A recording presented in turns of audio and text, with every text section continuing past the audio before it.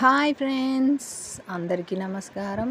Welcome to Annu Minnu channel. ముందుగా అందరికీ శ్రీ క్రోధి నామ సంవత్సర ఉగాది శుభాకాంక్షలు.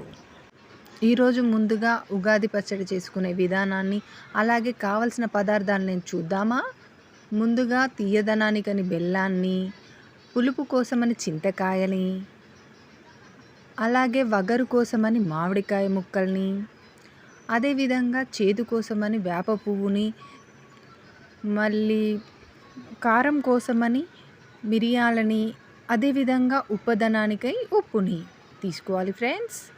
ఇప్పుడు ప్రాసెస్ స్టార్ట్ చేద్దాం. ముందుగా నానబెట్టుకున్న బెల్లాన్ని, చింతపండు నీళ్ళని ఒక బౌల్లో వేసుకోవాలి ఫ్రెండ్స్.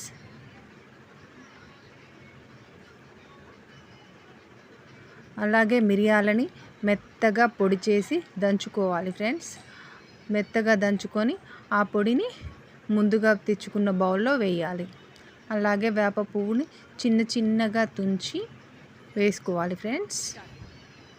తర్వాత మామిడికాయ ముక్కల్ని, అదేవిధంగా లాస్ట్లో ఉప్పుని యాడ్ చేసుకోవాలి ఫ్రెండ్స్.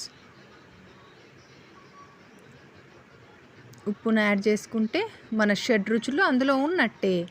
నా మన ఉగాది పచ్చడి రెడీ. టేస్ట్ చేయండి మీరు కూడా.